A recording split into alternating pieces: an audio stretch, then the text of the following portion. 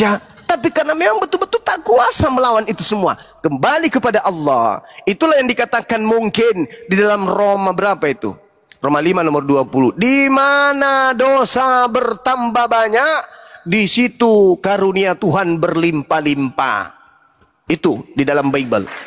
Di mana dosa bertambah banyak, di situ karunia Tuhan berlimpah-limpah. Kenapa berlimpah-limpah di situ? Karena di mana ada orang melakukan dosa, di situ kemudian orang itu bertaubat, maka di situ kemudian karunia Tuhan akan datang berlimpah-limpah. Ya Hadi, ya Bashir, ya Tabibi, Nabi Allah, khairul khalqi, khairul khalqi jami'an, lahu a'la manasibi wal marati, salatullah subhanallah. Bismillahirrahmanirrahim. Assalamualaikum warahmatullahi wabarakatuh. Kaum muslimin yang dirahmati Allah, semoga Allah senantiasa curahkan segala rahmat, segala nikmatnya berkepanjangan dan tiada berhujung di dunia hingga akhirat insyaallah. Dan Allah pun kumpulkan kita para kaum muslimin di naungan aras Allah beserta para nabi, beserta para orang-orang yang Allah kasih, Allah sayangi, Allah cintai insyaallah, di naungan aras Allah kelak di mana tiada naungan selain daripada naungannya insyaallah. Amin amin Allahumma amin. Kaum muslimin, pada kesempatan siang hari ini saya akan mengunggah sebuah video di mana video ini mengesahkan perdebatan Aki Suma dengan seorang Kristen yang saat ini tengah bingung mencari kebenaran, ya. Tapi dari namanya itu nama penghujat, ya, entah namanya siapa. Biasa Kristen itu kalau sudah tidak mampu membantah, nama-namanya dibuat ya untuk menghina ataupun mengejek umat Islam begitu. Baik, kaum muslimin, demikian videonya. Minim ilmu, yang ada hanya kebencian. Sahabatku Bunda Mila, Masya Allah, barakallah fiqh. Assalamualaikum warahmatullahi wabarakatuh. Kita punya teman yang sama, Bunda, ya. Waalaikumsalam. Ya Bun. Waalaikumsalam warahmatullahi wabarakatuh. Gimana Bun? Saya bilang kita punya teman yang sama. Surprise. Saya boleh enggak? Iya Bunda. Boleh sedikit. Sabar dulu, aku lagi kangen sama Bunda. Oh iya. Sabar dulu Bang Imrus. Iya, kangen aku sama beliau ini, ya, orang baik. Tahu dunia saya lah ya, pelan-pelan. Sabar ya Bang. Insya Allah kalau saya pulang kita ketemu bareng-bareng tuh sama Uya. Alhamdulillah udah ketemu ya. Masya Allah Bun. Banyak yang kita temui kemarin. Ya ternyata mereka juga diam-diam kenal kita di belakang layar. Cuman mungkin mereka nggak mau tersentuh oleh dunia lintas agama karena mereka public figure kan, wajar lah itu. Ya wajar, nah, benar. Makanya juga saya juga nggak melibatkan kecuali di PT-PT saya yang normal gitu kan, nggak ada urusan sama agama. Memang begitu. Siap. Ini apa Gurunda. Tapi alhamdulillah paling pelan-pelan nanti ada beberapa orang lagi insya Allah. Siapa tahu nanti dari situ kita menemukan jalan yang bagus lah buat kedepannya insya Allah ya. Cuma saya bertanya nih. Iya Bun. Paul, kenapa saya nggak bisa klik gift di sini ya, di suspend? Kena pelanggaran Bunda, kena pelanggaran Bun. Kena pelanggaran Bunda. Iya. Jadi nggak, ya ampun. Iya. Ini kesian banget. Bang Saruktawi banyak di bawah. Iya. Teman-teman Bunda Mila ini yang belum kenal beliau ini termasuk teman kita, sahabat kita di Amerika yang menggelisahkan kemudian para penghujat yang ada di sana. Kenapa saya katakan itu? Karena salah satu pembahasan dari Rudy Yohannes, sang akrobat, itu membahas tentang seorang wanita muslimah yang ada di Amerika yang kemudian membuat para penghujat ini lari kocar kacir. Itu informasinya, lari kocar kacir karena sudah ditemukan oleh salah satu pejuang apologet Islam Indonesia yang ada di Amerika. Seorang wanita yang sudah tahu tempat persembunyian Rudy Yohannes, si penghujat-penghujat ini. Informasi dari Rudy itu mereka sudah meninggalkan tempat itu karena ketakutan katanya. Ketakutan ada maksudnya Bunda Mila di sana yang mengetahui. Masya Allah, luar biasa. Nah, oleh karena itu teman-teman yang belum follow beliau silakan di follow. Karena perjuangan beliau ini juga tidak main-main. Kita harus menghargai perjuangan beliau di luar sana.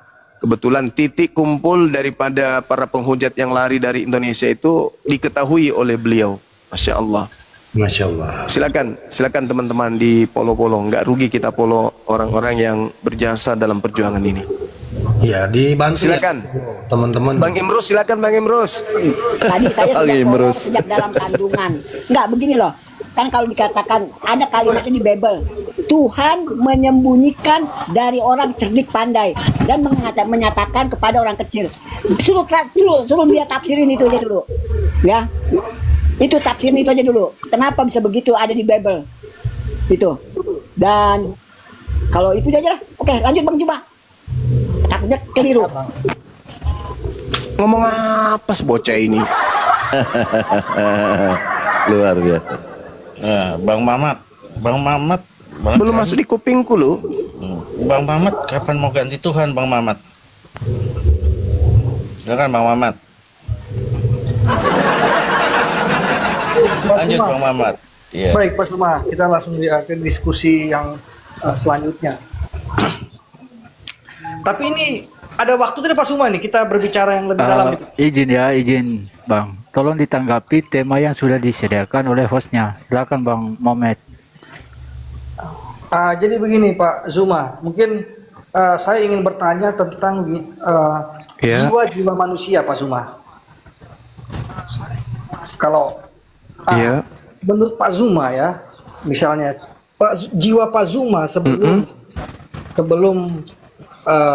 lahir itu ada di mana ya, sebelum kelahiran tercipta di dunia dengan bentuk fisik ya yang ada saat ini, dan setelah kematian itu ada kemana dan di mana ujungnya menurut pemahaman Pak Zuma? Oke. Jadi kalau di dalam Al-Qur'anul Karim pengetahuan manusia tentang Al-Qur'an tentang ruh, karena kita ini adalah makhluk ruh, itu diberikan oleh pencipta langit dan bumi itu hanya sedikit. Dan itu terbukti orang Kristen pun dan juga orang manapun itu tidak akan pernah ada tahu yang tentang ruh.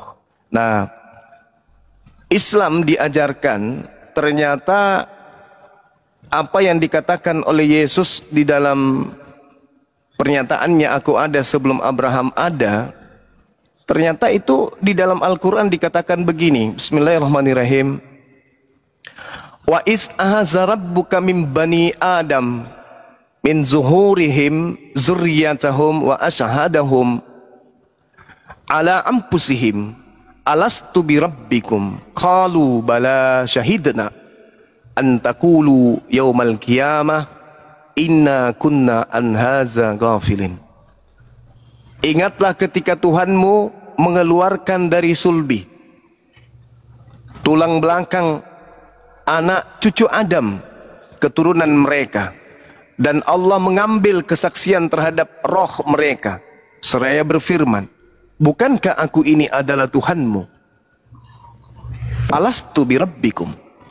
Jadi kita sudah berkomunikasi dengan pencipta langit dan bumi sebelum kita logis. Qalu bala syahidna. Ya, betul, engkau ini adalah Tuhan kami. Jadi Islam, Kristen, Hindu, Buddha, sebelum dia nuzul ke bumi menjadi manusia, di alam roh itu menyaksikan Tuhan yang satu itu, yang telah menciptakan kita itu. Kita sudah menyaksikan. Syahidna, kami bersaksi, antakulu yaumal qiyamah. Lalu kemudian kata Allah, aku mengatakan itu kepada kalian agar di hari kiamat kamu tidak mengatakan sesungguhnya ketika itu kami telah lengah terhadap ini. Jadi di Islam itu Bung, sebelum kita turun ke bumi, masuk ke dalam dunia kemanusiaan kita, kita itu adalah makhluk roh yang dicipta oleh Allah, yang mengetahui Tuhan kita siapa, yang mengetahui kemudian kita ini harus bagaimana, kemana hendak kita akan pergi, apa tujuan kita diciptakan, dan hendak kemana. Itu semua kita tahu. Sama seperti seorang anak yang ingin ujian nasional di sekolah. Sebelum dia masuk kelas, semua pelajaran itu dia tahu apa itu ekosistem, apa yang dimaksud dengan ini. Mereka tahu selama dia di luar kelas. Lepas buku itu, buku cetak, masuk ke dalam kelas, dikasih lembaran soal oleh kemudian guru. Begitu masuk di dalam kelas, dikasih lembaran-lembaran soal, mulai bingung, lupa apa yang dia baca tadi ketika dia belum masuk kelas. Itulah kita. Sebelum kita masuk ke alam dunia fana, dibungkus oleh biologis kita ini, daging dan tulang dan seterusnya, itu kita adalah makhluk roh yang mengetahui tentang esensi pencipta langit dan bumi.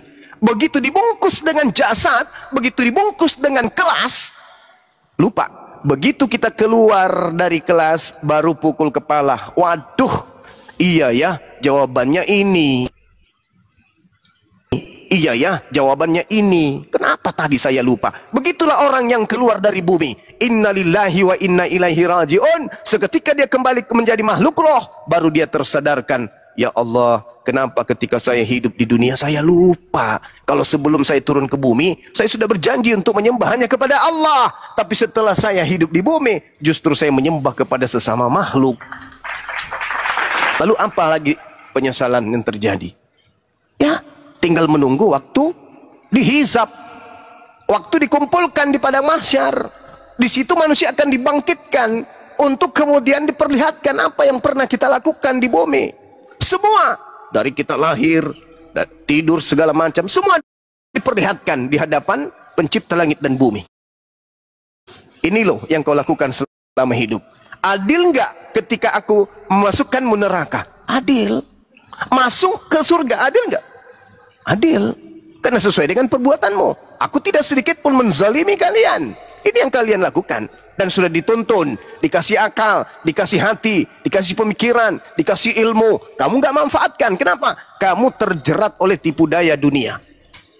Kamu terjerat oleh keinginan-keinginan biologismu, nafsumu. Itulah yang menjatuhkan kakekmu Adam. Tapi kamu gak peduli. Kamu tahu, kakekmu Adam, satu pelanggaran menyebabkan dia terusir dari surga. Begitu kasih aturan di dunia, bukan satu pelanggaran yang kau lakukan. Semua yang saya perintahkan dalam hukum Taurat, kau langgar semuanya. Bagaimana bisa kau masuk surga? Kakekmu aja sudah di surga, melanggar satu perintah, aku keluarkan. Lu belum pernah ke surga, melanggar semua perintahku. Lu mau ke surga, mimpi lu. Gak mungkin. Jadi saudara, di Islam ketika ditanya, dari mana kita berasal? Dari Allah. Sama seperti Yesus. Dari Allah. Dari roh Allah. Jasad kita dari Allah. Lalu apa yang bukan dari Allah? Semua kita ini dari Allah. Yesus dia mengatakan, segala sesuatu berasal dari Allah. Berasal dari firman Allah. Matius 4 nomor 4, kita semua berasal dari mulut Tuhan. Yaitu firman yang keluar dari mulut Tuhan. Zakaria 12 nomor 1, kita ini roh kita ini berasal dari roh Tuhan. Kejadian 6 nomor 3, kita semua ini adalah berasal dari roh Allah. Rohku tidak akan tinggal selama-lamanya dalam diri manusia. Berarti roh yang ada pada diri kita ini adalah roh Allah. Jasad yang ada dalam tubuh kita ini juga adalah firman dari Allah. Semua dari Allah. Allah Maha Suci. Maka ketika kita kotor, kita tidak bisa kembali kepada Allah. Kemana kita pergi? Ke neraka, dicuci di sono. Karena Allah tidak bisa disentuh oleh dimensi yang tidak suci. Maka orang yang kotor, neraka tempatnya. Mana mereka yang kotor ini? Yang ketika diperintahkan, jangan begini, jangan begitu. Apa kata setannya? Ah, jangan kau peduli. Semua sudah halal kok. Nggak ada lagi yang dilarang oleh Tuhan. Mengkudeta perintah-perintah Tuhan. Demi untuk kesenangan iblis. Jadi saudara, di Islam simpulnya, kita ini makhluk yang berasal dari Allah. Dalam bentuk roh. Lalu kemudian turun ke bumi, dibungkus oleh jasad. Di bumi kita diuji. Makanya Al-Quran mengatakan, wa qulil haqqu min rabbikum. Manusia itu memiliki kehendak bebas, free will. Aku kasih kebenaran semuanya aku telah torehkan dalam kitab suci. Kalau mereka ingin beriman silakan, ingin kufur silakan. La ikraha fiddin, tak ada paksaan. Mereka memiliki kehendak bebas. Nah, setelah di bumi kita bisa memilih mana agama yang masuk akal, mana makanan yang masuk akal, mana pakaian yang masuk akal, mana perbuatan yang masuk akal, yang kemudian kita pilih dalam hidup kita ini. Lalu tiba masanya kita kembali. Setelah kita kembali di alam penantian, namanya alam barsha, Sheol dalam tradisi Yudaism. Dia katakan apa? Menunggu di situ disebut barsha. Kenapa? Karena tidak bisa kembali ke bumi dan belum bisa masuk ke kehidupan berikutnya, ke akhirat. Belum bisa. Jadi kita berada di alam penantian. Di mana alam penantian itu? Alam barzah. Jasad kembali ke tanah, roh kembali ke alam roh.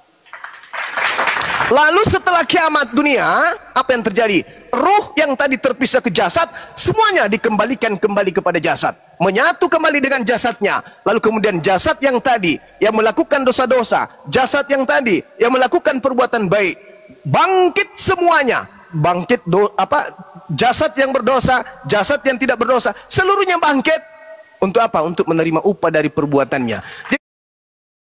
Jadi salah catatan keyakinan kalau dikatakan tubuh kita ini tidak bisa bangkit lagi. Enggak. Tubuh yang kita gunakan berbuat dosa, tubuh inilah yang akan menghadapi kemudian penghakiman. Tubuh yang kita pakai untuk melakukan amalan baik, tubuh inilah yang akan mendapatkan kemudian ganjaran. Bukan tubuh lain, bukan orang lain yang bekerja kemudian tubuh lain yang mendapatkan kenikmatan. Tidak. Tubuh Anda yang panoan, tubuh Anda yang kurapan, tetapi taat beribadah kepada Tuhan Anda. Tubuh yang kurapan, dan itulah yang kemudian akan dibangkitkan mendapatkan upah. Begitu juga sebaliknya. Maka ketika kemudian kiamat datang, roh-roh manusia di alam roh itu dikembalikan semua ke dalam tubuh masing-masing. Setelah itu bangkit dari kematian. Setelah bangkit dari kematian, disitulah kemudian terlihat wajah-wajah yang cerah, wajah-wajah yang kusam, menangis, dan seterusnya. Kenapa demikian? Karena setelah dia di alam roh, dia sudah melihat tuh, kemana saya harus pergi setelah ini? Karena perbuatan saya di bumi itu kurang baik, penuh dengan dosa, menyembah bukan kepada Tuhan, maka dia sudah diperlihatkan nerakanya. Seperti orang yang ingin dieksekusi mati. Aduh, sebentar lagi saya dieksekusi mati. 3 bulan lagi. Menghitung hari tuh. 1 hari, 2 bulan, 29 hari. Besok 2 bulan, 28 hari. Begitu seterusnya. Mencekam, mencekam, mencekam.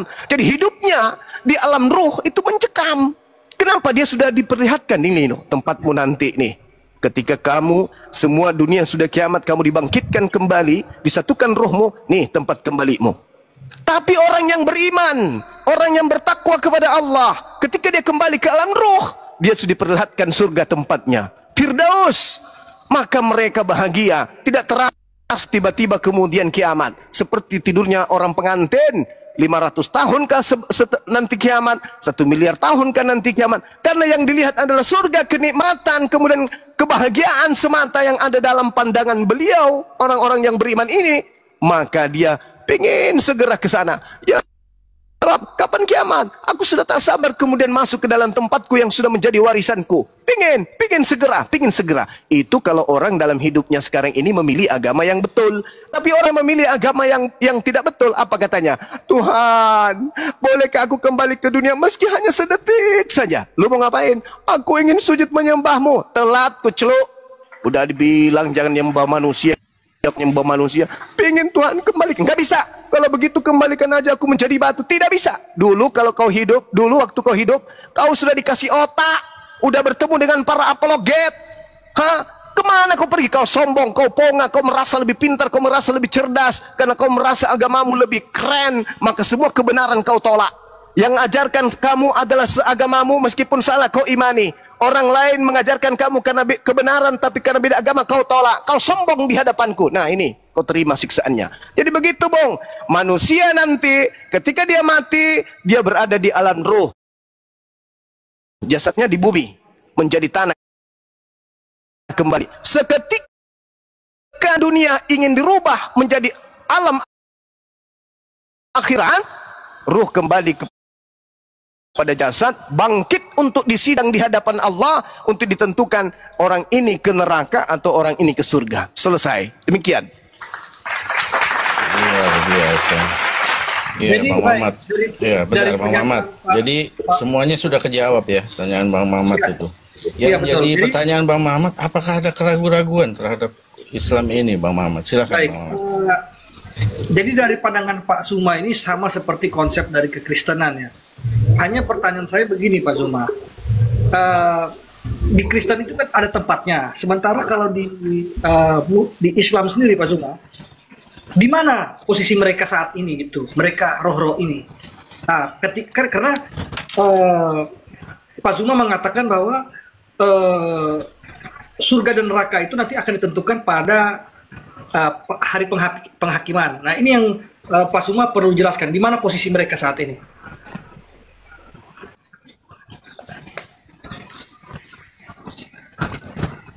Oke, baik. Jadi umat Islam itu ketika mereka sudah mati, apa kata Quran? Bismillahirrahmanirrahim. Wala tahsabanna alladzina qutilu fi sabilillahi amwata bal ahya inda rabbihim yurzaqun. Jangan sekali-kali kamu mengira bahwa orang-orang yang gugur di jalan Allah itu mati. Sebenarnya mereka itu hidup di sisi Tuhannya mendapatkan rezeki. Karena alam gaib yang kami bisa pahami adalah ketika kemudian kami mati, umat Islam mati, kami kembali kepada Allah. Nah, dalam arti kata kembali kepada Allah itu, ya, itu masih rahasia. Yang pasti kami tidak di tempat celaka. Kami kembali ke sisi Allah, artinya Allah menempatkan kami pada tempat-tempat yang mulia. Kembali ke sisi Allah, karena kami kembali kepada kehidupan awal, kembali kepada esensi yang maha suci. Makanya di Islam dikatakan innalillah wa inna ilaihi rajiun. Sesungguhnya segala sesuatu berasal dari Allah dan akan kembali kepada Allah. Berarti kembali kepada hakikat kemahasucian Allah. Allah yang menetapkan di mana kami berada. Karena itu alam gaib kami belum tahu bagaimana keadaannya. Yang jelas keberadaan umat Islam ketika mati, bal ahya inda rabbihim yurzaqun. Mereka hidup di sisi Tuhannya. Sisi Tuhannya itu maksudnya di kekuasaan Tuhannya, di penguasaan Tuhannya, di kehendak Tuhannya mereka hidup dan mereka mendapatkan rezeki. Rezeki itu kenikmatan, kebahagiaan. Jadi umat Islam ketika mati berada pada tempat kenikmatan. Wala tahsabanna alladziina qutilu fi sabilillahi amwata bal ahya inda rabbihim yurzaqun. Tak ada keraguan, itu dalil Quran. Iman kami yaitu begitu mati kami berada pada tempat kenikmatan. Rezeki yurzaqun. Rezeki itu nikmat. Rezeki itu sesuatu yang berkecukupan. Berarti ketika kami mati sama seperti Nabi Isa. Nabi Isa serba berkecukupan. Mereka hidup, Nabi Isa hidup. Maka orang-orang yang mati dalam keadaan Islam, dalam keadaan mukmin, dalam keadaan Muslim, mereka tidak mati. Bal akan tetapi ahya, mereka hidup inda rabbihim, di sisi Allah, dan mereka mendapatkan rezeki yurzaqun. Itu dalam Islam. Tapi kalau di Kristen, kemana mereka pergi setelah mati? Ke dunia orang mati. Baik, Mas Bima. Iya. Berikutnya adalah saya bertanya begini. Ini orang beragama ya, baik dia agama Islam, dia agama Hindu, Buddha, ya Kristen dan sebagainya. Nah, ada juga orang yang percaya kepada Tuhan tapi tidak. Suaranya kecil ya teman-temannya. Baik. Saudara-saudara, suaranya Anda kecil. Cek. Oke. Oke. Jadi gini Pak. Ada orang yang beragama. Siap. Ya, ada orang yang percaya Tuhan tapi tidak berafiliasi atau masuk ke dalam satu agama pun. Ada satu yang ateis ya. Nah, orang yang beragama ini dalam kehidupannya dia menjalankan hal-hal ya seperti kalau hari Jumat dia sering sholat Jumat, hari Minggu dia pergi ke gereja, setiap hari juga berdoa. Tetapi Pak, dia selalu melakukan tindakan-tindakan yang tidak bermoral. Contohnya dia melakukan korupsi. Ada pendeta yang mengganggu umatnya, ada kiai yang mengganggu umatnya. Lalu yang kedua ini, orang yang percaya kepada Tuhan atau dia yang ateis atau orang tapi tidak beragama, dia tidak pernah melakukan tindakan korupsi, dia tidak pernah melakukan, dia selalu beramal. Nah, ada juga yang ateis yang tidak percaya kepada Tuhan. Nah, menurut Pak Suma ini, siapakah yang nanti akan diterima di surga? Apakah orang yang beragama ini tetapi dalam hidupnya dia selalu melakukan tindakan-tindakan yang buruk, ataukah dia yang percaya pada Tuhan tapi tidak berafiliasi terhadap satu agama pun, dialah yang masuk surga? Atau seorang ateis juga? Maksud saya seperti itu.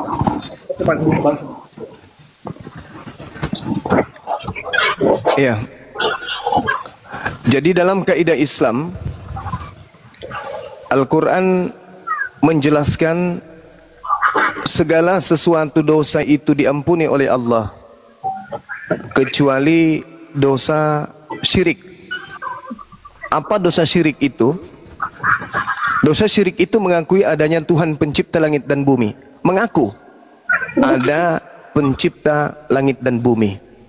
Tetapi mereka juga percaya kepada makhluk, bahwa makhluk ini adalah sehakikat dengan pencipta langit dan bumi. Itu dosa yang tidak diampuni oleh Allah. Al-Quranul Karim surah An-Nisa ayat 48. Innallaha la yaghfiru ayyusrika bihi wa yaghfiru ma dun dzalika liman yasha wa may yusrik billah faqad iftara itsman azima. Allah mengampuni dosa-dosa yang lain. Allah tidak mengampuni dosa syirik. Menganggap ada Tuhan pencipta langit dan bumi, tetapi juga menganggap ada makhluk yang sehakikat dengan pencipta tersebut. Itu yang tidak diampuni. Dosa-dosa lain itu diampuni oleh Allah. Diampuni oleh Allah. Makanya di dalam Al-Quran itu diterangkan, yauma yajma'ukum liyaumil jam'i dzalika yaumut taqabun wa may yu'min billahi wa ya'mal salihan yukaffir anhu sayyi'atihi wa yudkhilhu jannah tajri min tahtihal anhar khalidina fiha abada. Dzalikal fawzul azim. Pada hari kemudian manusia dikumpulkan nanti yang saya bahas tadi di alam kubur, lalu dikumpulkan, dibangkitkan, dikumpulkan, dihimpunkan semua. Itulah hari di mana dosa-dosa manusia akan diungkap semuanya. Apa kata Allah? Barang siapa yang beriman kepadaku dan mengerjakan kebajikan, akan aku hapuskan dosa-dosanya dan aku masukkan mereka ke dalam surga. Mereka kekal di dalamnya selama-lamanya. Itulah kemenangan yang agung. Jadi orang yang melakukan syirik, menyembah kepada Tuhan pencipta langit dan bumi, tetapi menyembah juga kepada makhluk, maka dia tidak diberikan kodrat itu, derajat itu, tidak. Nah, saya nih, saya Muslim, saya Islam, lahir dalam keadaan Islam, atau saya seorang mu'alaf dari Kristen masuk Islam, tapi saya menyadari tiada Tuhan selain Allah. Tuhan itu hanya Allah. Aku diwajibkan kemudian untuk tunduk sujud kepadanya. Hanya saja di dalam kehidupan saya selalu terpengaruh, selalu terjerumus. Karena kenapa? Jangankan kita, Adam alaihi salam saja, ketika kemudian dia hanya diberi perintah satu aja, jatuh. Kaidah di Islam, fatalaqqa Adamu min rabbih kalimatin fataba alaihi innahu huwat tawwabur rahim. Kaidah di Islam, Adam ketika jatuh, Adam bertaubat, lalu kemudian diterima tobatnya. Jannah, masuk jannah kembali karena doanya diterima, diampuni oleh Allah. Nah, bagaimana dengan kita umat Islam ini? Sudahlah hidup di dunia, memandang ke kiri maksiat, memandang ke kanan maksiat, memandang ke belakang maksiat, maju selangkah maksiat, di mana-mana ada maksiat, lihat HP yang ada maksiat, lihat tetangga yang ada maksiat, semuanya maksiat. Lalu apa solusinya? Al-Quran mengatakan, ihdinas siratal mustaqim. Kenapa umat Islam itu minta jalan yang lurus? Apakah umat Islam tidak tahu jalan lurus itu? Tahu.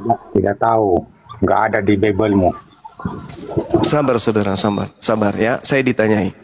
Sebentar saya sambal lagi nanti kayak tadi. Jadi tunjukilah kami jalan yang lurus. Apa jalan lurus itu? Kesalahan orang Kristen ketika membaca dalil itu hanya satu ayat. Padahal ayat selanjutnya menerangkan jalan lurus itu yang mana? Ihdinas siratal mustaqim siratal ladina an'amta alaihim. Yaitu jalan lurus, yaitu jalan orang-orang yang engkau beri nikmat keselamatan kepada mereka. Nah, jalan lurus yang diminta oleh umat Islam adalah jalannya orang-orang yang diberi nikmat keselamatan kepada mereka. Kapan dibilang ihdinas siratal mustaqim siratal ladzina an'amta alaihim ghairil maghdubi alaihim waladdallin. Bukan jalan orang-orang yang engkau murkai, bukan juga jalan orang-orang yang sesat. Nah, artinya jalan lurus ini bukan jalannya orang Yahudi, bukan jalannya orang Kristen, tetapi jalannya orang Muslim. Mana Muslim itu? Orang-orang keturunan Abraham, orang-orang Yahudi yang beriman, orang-orang Nasrani yang beriman, orang-orang Kristen yang mu'alaf. Itulah jalan orang yang diberi nikmat. Tapi bukan gairil maghdubi alaihim waladdallin. Orang yang diburkai, bukan jalan mereka. Siapa yang diburkai ini? Orang Yahudi. Kenapa orang Yahudi diburkai? Datang kepada mereka nabi-nabi, datang kepada mereka kitab-kitab, tapi mereka menolak nabi tersebut, mereka menolak kitab-kitab tersebut. Akhirnya Allah murka kepada mereka. Siapa orang yang sesat ini? Orang sesat ini adalah mereka yang tidak pernah datang nabi kepada mereka, mereka yang tidak pernah datang kitab kepada mereka, mereka yang tidak pernah ada utusan seorang rasul dari langit untuk mereka, tapi mereka membuat agama sendiri, mereka membuat Tuhan sendiri, mereka membuat kitab sendiri, mereka membuat aturan sendiri, membuat ketentuan sendiri, membuat konsep keselamatan sendiri. Itulah orang-orang yang zalim itu yang dimaksud oleh Al-Quran. Ghairil maghdubi alaihim waladdallin, orang yang zalim. Bukan jalan kedua golongan ini, tapi golongan orang-orang yang diberi nikmat keselamatan. Jadi Islam itu diberi petunjuk. Kenapa? Karena setiap saat dalam hidup ini ketemu dengan orang kantor, dibisikin, Pak, gimana kalau kita markup ini angkanya? Bagaimana kalau kita bikin ini dan bla bla dan seterusnya? Semua kemaksiatan. Maka ketika hal ini terjadi kepada orang beriman, dia melakukan dosa-dosa yang kemudian disekelilingi oleh dosa. Apa kata Allah? Kembalilah kepadaku, jangan berputus asa, bertaubat, bertaubat, bertaubat, bertaubat. Jadi dosa yang kemudian yang dilakukan oleh manusia, ketika dia bertaubat, bayangkan, dihapuskan oleh Allah, kecuali yang satu tadi. Mati dalam keadaan menyembah atau syirik kepada makhluk selain daripada pencipta langit dan bumi, di dalam neraka jahanam kekal, fi nari jahannam, khalidina fiha abada. Itu kata Al-Quran. Nah, jadi kalau misalnya ada orang Islam nih, oh begitu ya, berarti di Islam yang penting kita tidak menyembah selain daripada Allah, kita masuk surga. Ya udah, maksiat aja. So, tunggu dulu. Munafik itu namanya. Orang munafik itu berada di neraka yang paling dalam. Dia sudah niatkan, aku Islam, nabiku Nabi Muhammad, kitabku Al-Quran. Idul Fitri sekali setahun aku kemudian sholat. Munafik. Kemana orang munafik ini pergi setelah meninggal? Neraka jahanam. Paling bawah lagi. Paling bawah. Kenapa? Yukhadi'una Allah walladina amanu wa ma yakhda'una illa anfusahum wa ma yasurun. Karena mereka zalim yang tadi itu.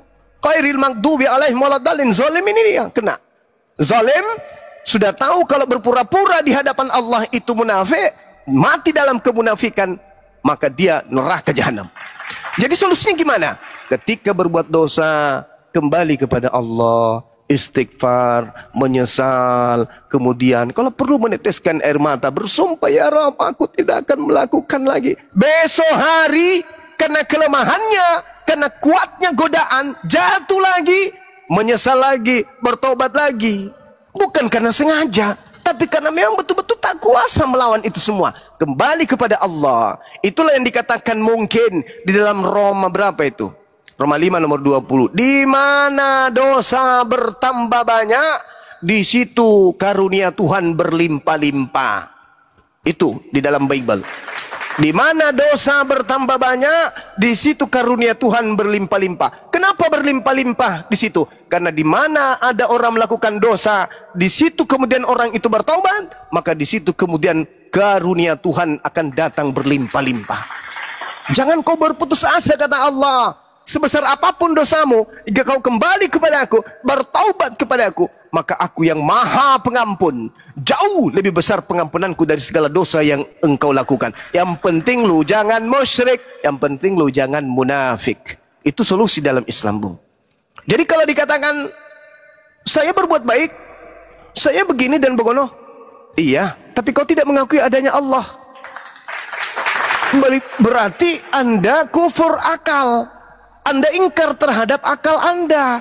Kalau Anda berbuat baik, tetapi Anda tidak menyembah kepada pencipta Anda, berarti Anda ingkar kepada akal. Bagaimana mau masuk surga? Akal Anda ingkari, nikmat Tuhan Anda ingkari, sementara akal menghantarkan Anda untuk menempuh perjalanan menuju kepada Tuhan yang sesungguhnya.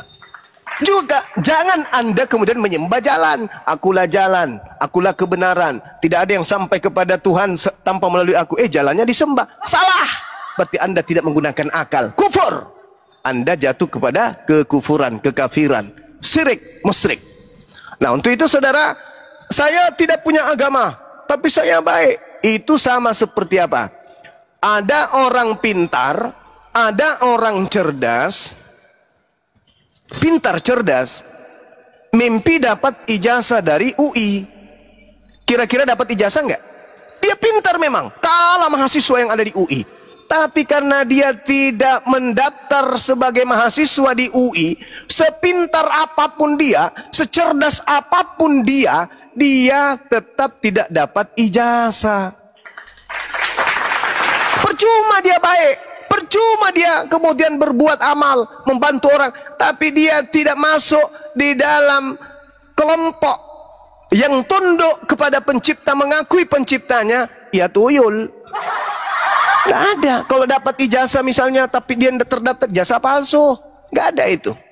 Gak ada itu. Kecuali orang-orang yang tidak mengetahui ada yang disebut sekolah SD, SMP, SMA, habis itu ada yang disebut UI. Kecuali mereka yang jauh dari informasi-informasi tentang Tuhan, yang jauh dari informasi-informasi tentang kitab suci. Tak ada pemberitaan kepada mereka, tidak ada nabi diutus kepada mereka, tidak ada rasul diutus kepada mereka, tidak ada kitab suci yang diwahyukan kepada mereka. Mati tidak disalahkan karena memang tidak ada petunjuk datang kepada mereka. Yang dikatakan di sini adalah orang pintar, cerdas, tapi ketika diajak kepada kebenaran, agama saya paling benar karena begini, begono dosa saya sudah ditebus, nggak masuk akal agama lu, bla bla bla seterusnya.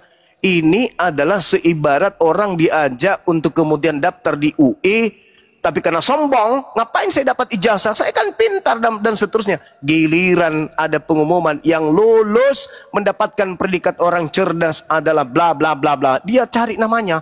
Loh, saya kan lebih pintar dari yang mana? Mana bisa nama kau muncul di situ, kau tidak terdaftar. Lalu bagaimana Bang Suma supaya saya bisa daftar? Sederhana. Apa itu? Kosongkan dirimu dari doktrin dan dogma. Gunakan akal sehatmu, pelajari Bibelmu. Habis itu kalau kau sudah ketemu kebenaran tanpa doktrin dan dogma, asyhadu an la ilaha illallah wa asyhadu anna Muhammadar Rasulullah.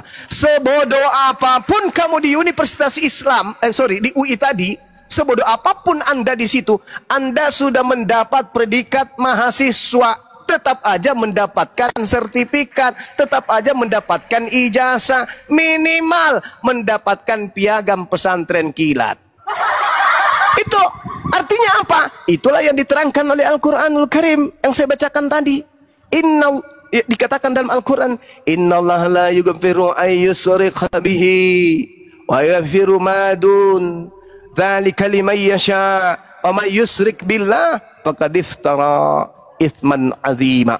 Jadi kalau Anda tidak musyrik, tidak syirik, tidak menyembah kepada anak orang, lalu kemudian Anda mati mengakui pencipta langit dan bumi itu adalah satu-satunya hakikat yang tak terbilang, yang tak terbagi dan seterusnya, dia absolut tunggal, lalu beribadah menyembah kepadanya.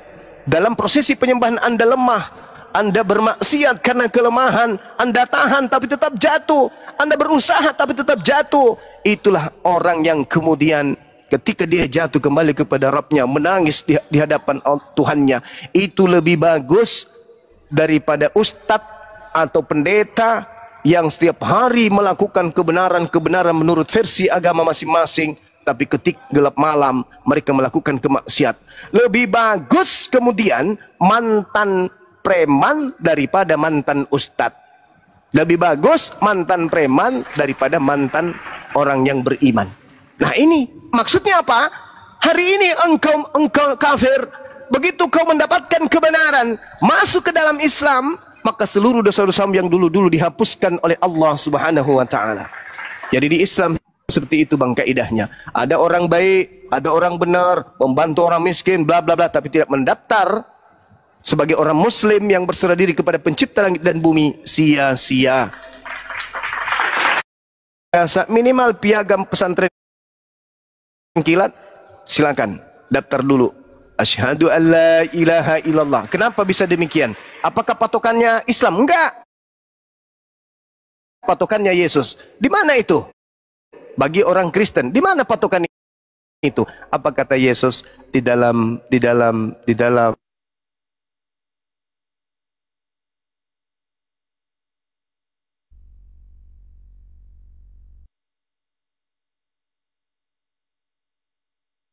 Halo. Ngelek, Bang Juma ngelek. Ya, luar biasa penjelasan dari Bang Juma nih. Dari ngelek.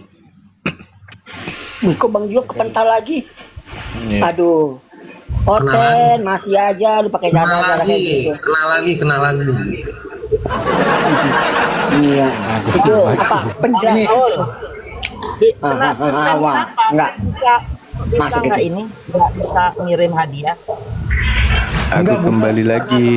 Kena PL. Insya Allah Bang Juma ngapain lagi orang-orang ini? Nonton main tombak Romawi di Lanjut bawah. Gurunda. Tadi kalimat saya terakhir apa tadi, teman-teman? Masuk. Kunci surga kayaknya. Cek. Apa kata Yesus kemudian? Matius 5 nomor 20. Apa kata beliau? Jika engkau ingin masuk surga, syaratnya kata Yesus, engkau harus memiliki agama yang lebih baik dari ahli Taurat. Itu pernyataan Yesusnya. Apa kata dia? Aku Yesus berkata kepadamu, jikalau hidup keagamaanmu tidak lebih baik, tidak lebih benar daripada hidup keagamaan ahli-ahli Taurat dan orang-orang Farisi, sesungguhnya kamu tidak akan masuk ke dalam kerajaan surga. Jadi kalau dikatakan oleh Paulus, jadilah teladanku, harus lebih dari teladan Paulus. Karena Paulus seorang Farisi. Yesus mengatakan, jika hidup keagamaanmu tidak lebih baik dari Paulus, sesungguhnya kamu tidak akan masuk ke dalam kerajaan surga. Nah sekarang Kristen itu agama atau bukan? Bukan katanya. Berarti syarat pertama aja nggak lolos.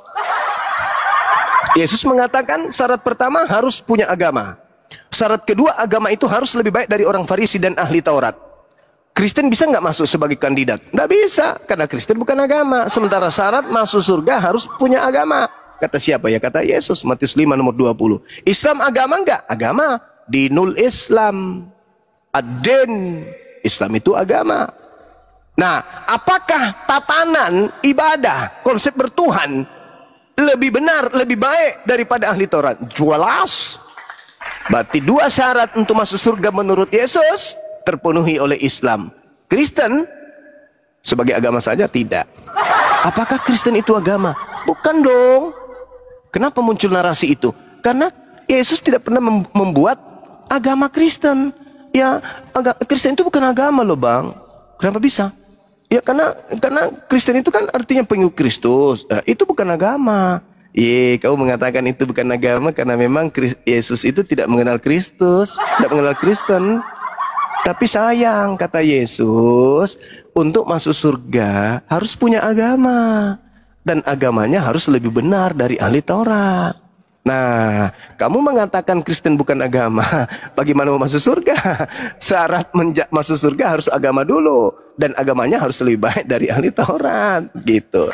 Sekira begitu, sahabat-sahabat sekalian. Di sini sudah menghampiri waktu zuhur. Waktu dan tempat disilahkan. Ntar dulu Bang Juma di situ dulu ya kan, buat saudara-saudara kita Kristen Oten sedunia nih ya. Tadi Bang Juma membawa narasi ya, lugas jelas tuntas. Tapi tadi dia mengatakan finari jahanam. Nah, kalau Yesus itu benar Tuhan dan Tuhan Bapa yang ada di surga itu beneran itu ada sebenarnya di kitab. Pernah nggak ya Yesus mengatakan iblis dan setan kembalinya ke neraka, seperti tadi perkataan Bang Juma, finari jahanam. Ya, karena apa? Ya apa, iblislah bapakmu dan iblislah pembunuh sejak semula. Akhirnya harusnya tuh iblis ini masuk ke neraka. Tapi Yesus pernah bilang nggak kalau iblis akan dimasukkan ke neraka? Itu aja sih. Oke, kalau keliru mohon dikoreksi Bang Juma. Mohon maaf. Iblis itu neraka. Iblis itu si jahat. Si jahat itu tempatnya di neraka. Orang-orang jahat itu diusir oleh Yesus. Enyahlah daripadaku. Aku tidak mengenal kalian. Kalian adalah pembuat kejahatan. Jahat. Iblis. Ya, yang namanya jahat, si jahat itu neraka tempatnya. Jadi orang-orang yang disebut jahat Yesus itu tanda-tandanya memanggil Yesus Tuhan, bernubuat pakai nama Yesus, mengusir setan pakai nama Yesus, bermujizat pakai nama Yesus. Itu adalah pelaku kejahatan. Pelaku kejahatan ini iblis. Diusir nggak? Diusir kemana? Ke Alfamart. Ya ke neraka lah. Mana lagi? Karena tempat kembali kita itu cuma dua. Surga atau neraka. Tidak ada tempat lain. Tapi kalau betul Yesus itu Tuhan, pada hari terakhir dia berterus terang, nyala kalian para pembuat kejahatan. Nah diusirnya kemana? Yesus nggak pernah bilang. Apakah ke surga atau ke neraka atau kemana? Yesus nggak jelasin. Artinya dia bukan Tuhan. Kalau dia Tuhan, dia harus konsekuensinya harus jelas, tegas. Kalau nggak salah sih begitu ya. Iya, itu betul, itu betul. Yesus hanya, apa sih lo? Jangan pegang-pegang. Apa sih lo? Jangan sentuh aku. Aku bukan kamu, aku nggak kenal. Aku nggak kenal kamu bukan muridku. Apaan sih lo? Lo bertanggung jawab tuh pada Tuhan. Gitu maksudnya. Benar, bagi Entrus betul. Yesus tidak berhak untuk kemudian menghakimi. Makanya Yesus mengatakan, aku datang ke dunia bukan untuk menghakimi. Aku menghakimi berdasarkan apa yang diucap, apa yang difirmankan kepadaku. Dan kalau aku menghakimi, penghakimanku itu adil, penghakiman itu benar. Sebab aku tidak seorang diri. Aku mengadili sesuai dengan apa yang diperintahkan. Aku bersama dengan Dia yang telah mengutus aku. Yohanes 8, nomor 15, 16, 17, 18. Tuh.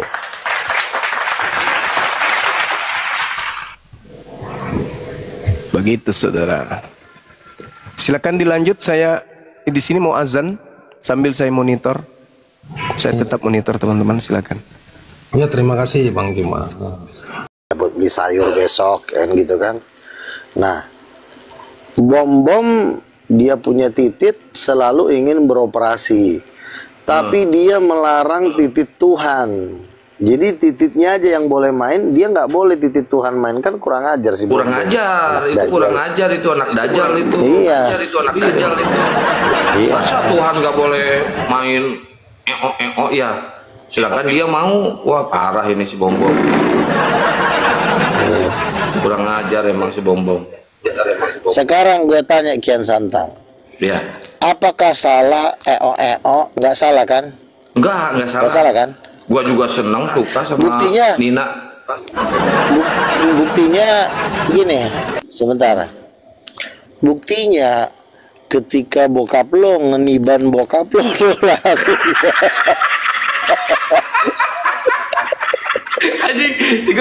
Jadi udah pik ya kalau si bapak ini sama Roh Kudus ini melakukan hubungan badan di surga pakai kasur bercinta. Mereknya apa tadi kasurnya? Terserah. King Coil yang ya, kasurnya terserah ya. Lah, King Coil. Ya, terserah, mungkin seperti itu boleh. Suka Tuhan, dia kan Tuhan. Iya. Itu kasurnya itu dia beli atau nyiptain jadi sendiri? Gini, dikerjain para malaikat lah. Woi malaikat kalian kerja dong. Nah ini lu ngebohong lu. Kata lu tadi waktu belum ada malaikat, belum ada siapa-siapa. Belum ada malaikat. Tapi sekarang lu bilang malaikat yang bikin kasur. Wah parah lu, ngibul lu gak. Lo Tuhan itu bisa bercinta sepanjang masa, saking bahagianya hidupnya. Awak pun bercinta sepanjang hari kan bahagia. Emang sementara si Bom bercinta tergantung paus yang masuk. Kalau nggak ada paus yang masuk nggak boleh bercinta lagi sama bininya. Kurang ajar kau.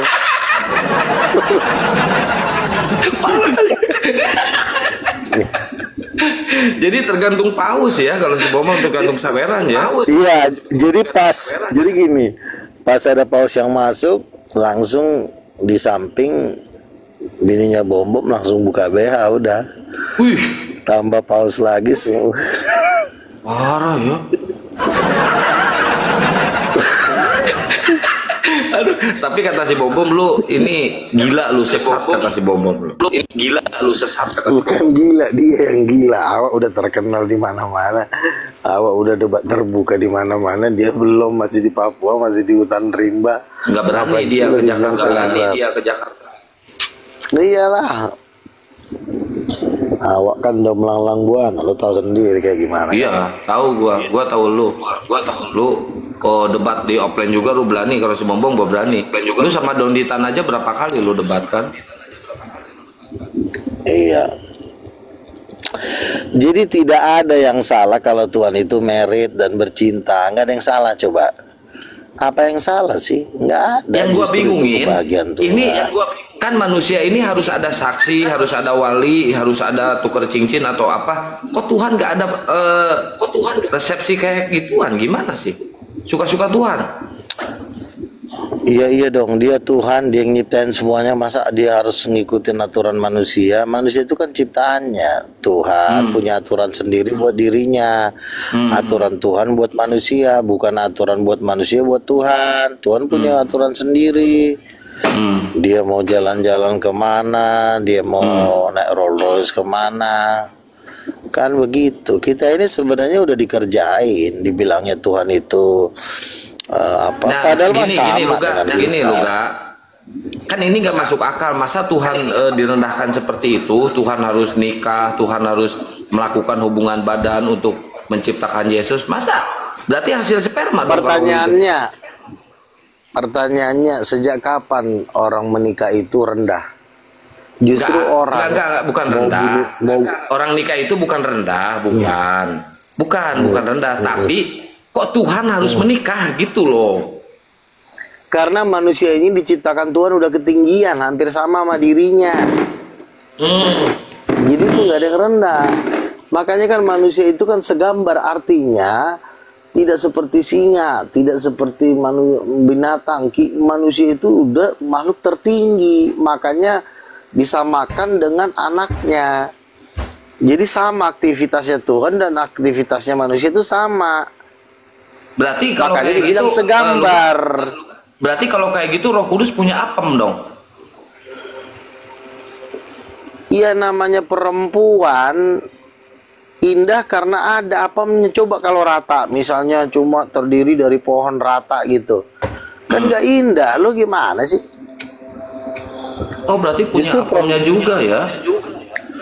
Waduh, makanya kita ini selama ini kita dikerjain sama gereja, padahal sebenarnya seperti itu.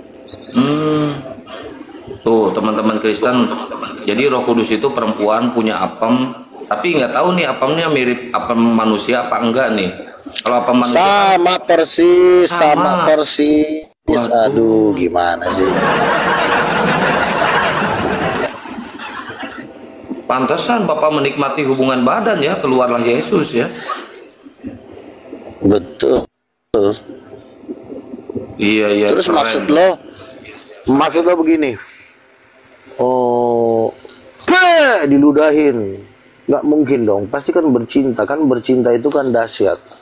Maka di dalam percintaan itu keluarlah anak.